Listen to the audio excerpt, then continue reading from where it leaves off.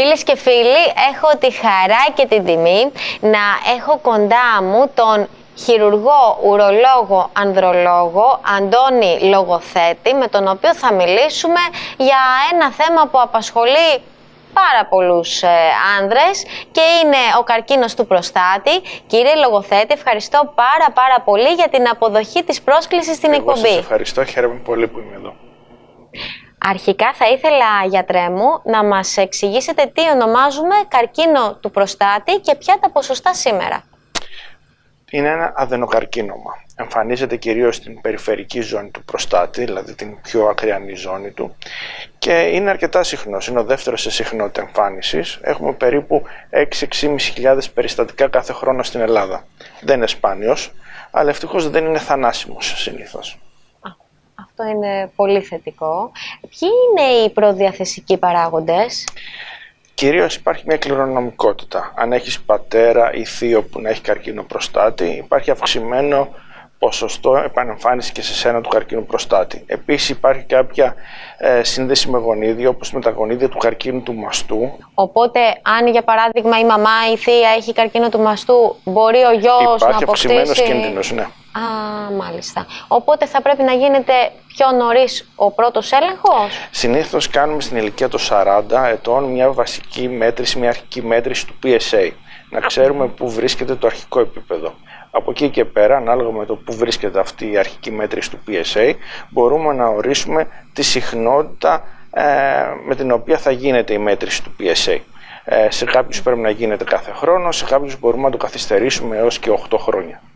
Το PSA πώς γίνεται, είναι αιματολογική? Είναι μια εξέταση αίματος, είναι ένα προστατικό οντιγόνο, παράγεται σχεδόν αποκλειστικά από τον προστάτη, οπότε η εξέταση αυτή είναι εξειδικευμένη για το όργανο, δυστυχώς δεν είναι εξειδικευμένη για πάθηση, δηλαδή μπορεί να έχουμε μια αύξηση του PSA και από άλλες παθήσεις όπως μια λίμωξη ή ένας τραυματισμός. Αλλά είναι δυστυχώς το μόνο εργαλείο που έχουμε για να κάνουμε προληπτικό έλεγχο για τον καρκίνο του προστάτη. Γιατρέ μου, ποια είναι τα πρώτα συμπτώματα που θα μας θορυβήσουν? Δυστυχώς ο καρκίνος του προστάτη δεν έχει συμπτώματα στα αρχικά στάδια. Όταν ο καρκίνος του προστάτη δώσει συμπτώματα, συνήθως είναι τοπικά προχωρημένος ή μεταστατικός καρκίνος. Γι' αυτό έχει πολύ μεγάλη σημασία η έγκαιρη διάγνωση και η πρώιμη διάγνωση του καρκίνου προστάτη. Οπότε πώς γίνεται λοιπόν η διάγνωση, ποια μέσα έχουμε σήμερα? Το πρώτο που σας είπα είναι το PSA. Το PSA που είπατε όμως, αν είναι σε εξέλιξη, αν είναι στην αρχή, δεν μπορούμε να το διαγνώσουμε. Όχι, το PSA μπορεί να μας δώσει διάγνωση και πρόωρη διάγνωση του καρκίνου του προστάτη. Το πρόβλημα είναι ότι σαν εξέταση δεν είναι ειδική απαραίτητα για τον καρκίνο και επίσης είναι μια εξέταση η οποία δεν έχει φυσιολογικές τιμές. Οπότε αν δούμε κάτι ύποπτο, πάμε να κάνουμε μια άλλη εξέταση, η οποία είναι μια ειδική μαγνητική τομογραφία, η πολυπαραμετρική μαγνητική τομογραφία του προστάτη. Τώρα θα σας ρωτούσα για τη μαγνητική τομογραφία. Πείτε μας λίγα λόγια πώς γίνεται η διαδικασία και πόσο έγκυρη είναι η εξέταση αυτή. Ναι. Είναι μια εξέταση η οποία πρέπει να μπει σε ένα μαγνητικό τομογράφο, κρατάει περίπου μισή με μία ώρα. Δεν μας δίνει διάγνωση για καρκίνο προστάτη.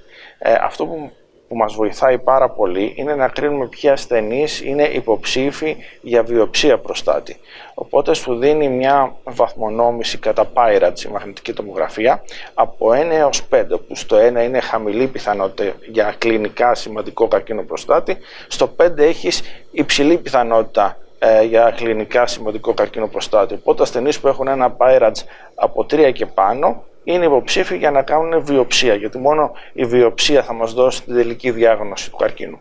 Κύριε Λογοθέτη, πάμε τώρα στην βιοψία προστάτη. Στη βιοψία πώς γίνεται? Ουσιαστικά το κλασικό είναι να χρησιμοποιήσουμε έναν διορθικό υπέρηχο, να μας δώσει μια εικόνα του προστάτη και με μια βελόνα να τσιμπήσουμε τον προστάτη. Αυτό γινόταν παλιά. Τώρα έχουμε το εργαλείο της πολυπαραμετρικής μαγνητικής, η οποία μπορεί να μας δώσει εικόνες, οι οποίες θα χρησιμοποιηθούν σε ένα μηχάνημα σύνδεξης εικόνων. Οπότε τη στιγμή που κάνεις το διορθικό υπερηχογράφημα, μπορεί το μηχάνημα να σου πει ακριβώς σε ποιο σημείο ήταν η ύποπτη περιοχή στη μαγνητική τομογραφία. Οπότε μπορείς να πας να κάνεις στοχευμένες βιοψίες. Αυτό αυξάνει πάρα πολύ την πιθανότητα του να βρεθεί ένας καρκίνος εκεί που υπάρχει και να μην έχουμε ψευδώς αρνητικά αποτελέσματα. Η άλλη εξέλιξη τώρα πια είναι ότι είδαμε ότι όταν πας να κάνεις τα τσιμπήματα του προστάτη από το ορθό, υπάρχουν υψηλά ποσοστά λίμωξης, τα οποία σε κάποιες ελάχιστες περιπτώσεις μπορεί να ήταν και θανατηφόρα. Οπότε τα τσιμπήματα τώρα γίνονται από το δέρμα του περιναίου, που είναι πιο καθαρή περιοχή. Είναι δηλαδή διαπεριναϊκές βιοψίες προστάτη. Οπότε το state of the art, το σύγχρονο πράγμα για να κάνεις μια βιοψία προστάτη είναι να κάνεις μια διαπεριναϊκή fusion βιοψία προστάτη. Οπότε έχεις τα καλύτερα δυνατά αποτελέσματα όσον αφορά τη διάγνωση και τις λιγότερες επιπλοκές όσον αφορά την πιθανότητα λίμωξης. Κύριε λογοθέτη, πώς προχωράμε λοιπόν στις ριζικές θεραπείες? Υπάρχουν ορισμένοι ασθενείς χαμηλού κινδύνου που μπορεί να μην χρειαστούν να υποβληθούν σε θεραπεία, να βρίσκονται απλώς σε καθεστώς παρακολούθησης, πιθανώς με επαναληπτική βιοψία, και αν δούμε ότι ο καρκίνος εξελίσσεται, τότε να επέμβουμε. Αν έχουμε ασθενείς υψηλού κινδύνου, πρέπει να πάμε σε ριζικές θεραπείες. Οι ριζικές θεραπείες είναι η ριζική προστατεκτομή και η ακτινοθεραπεία. Η ριζική προστατεκτομή μπορεί να γίνει με διάφορους τρόπους, μπορεί να γίνει ανοιχτά, λαπαροσκοπικά, ρομποτικά. Η ακτινοθεραπεία γίνεται σε συγκεκριμένα κέντρα. Έχουμε ειδικές τεχνικές τώρα πια που κάνουν μια ταυτόχρονη εικόνα αξονικής τομογραφίας και ακτινοθεραπείας και έχουν πολύ υψηλά ποσοστά αποτελεσματικότητας. Γιατρέ μου, μετά από την προστατεκτομή υπάρχει ερωτική ζωή? Στο 99% των περιπτώσεων κάποιος είναι χειρότερα από πριν. Σίγουρα υπάρχει επιβάρυνση. Επιβάρυνση που αφορά τα αγκία και τα νεύρα που έχουν καταστραφεί. Ένα 70% των ασθενών έχουν αισθητική δυσλειτουργία μετά τη ριζική προστατεκτομή. Κάποιοι μπορεί να τα καταφέρουν με χάπια, κάποιοι θα χρειαστούν ενέσεις, κάποιοι ακόμα θα χρειαστούν επεϊκή πρόθεση για να μπορέσει να επανέλθει η αισθητική λειτουργία. Ευτυχώς τα ποσοστά ακράτειας τώρα πια είναι χαμηλά, είναι της τάξης του 10 με 20% μετά από ριζική προστατεκτομή. Κύριε λογοθέτη, θα ήθελα να πάμε τώρα και στις σύγχρονες πιο ανέμακτες τεχνικές που έχω ακούσει, όπως το HIFU για παράδειγμα. Ναι, σε ορισμένους πολύ επιλεγμένους ασθενείς έχουμε τη δυνατότητα να αντιμετωπίσουμε μόνο τον καρκίνο, μόνο την καρκινική βλάβη. Αντί να πάμε να αντιμετωπίσουμε, να αφαιρέσουμε ολόκληρο το όργανο, να ακτινοβολήσουμε ολόκληρο το όργανο. Αυτό φυσικά προϋποθέτει πολύ καλή επιλογή ασθενών. Δηλαδή πρέπει να έχουμε πρώτα μια πολύ καλή μαγνητική τομογραφία. Να μας έχει δείξει αυτή η μαγνητική τομογραφία μια ύποπτη περιοχή. Μετά να πάμε να κάνουμε μια fusion βιοψία. Η fusion βιοψία θα κάνουμε μια χαρτογράφηση όλου του προστάτη και θα έχουμε τεκμηριώσει ότι εκεί που μας έδειξε η μαγνητική τομογραφία υπάρχει όντως καρκίνος και δεν υπάρχει καρκίνος πουθενά αλλού στον προστάτη.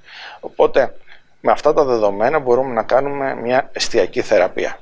Για τις εστιακές θεραπείες έχουμε διάφορα εργαλεία τώρα πια. Καταρχήν μπορεί να γίνει θερμική καταστροφή της βλάβης με υπερήχους υψηλής έντασης. Αυτό είναι το HIFU. Το μηχάνημα λέγεται Focal One και το έχουμε στο ιατρικό στο Μαρούσι.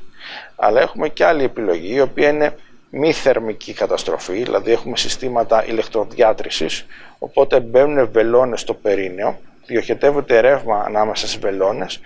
Το ρεύμα αυτό προκαλεί μια καταστροφή της κυταρικής μεμβράνης των καρκινικών κυτάρων, οπότε έχουμε μια επιλεκτική καταστροφή του καρκίνου. Αυτή είναι η μέθοδος NanoKnife.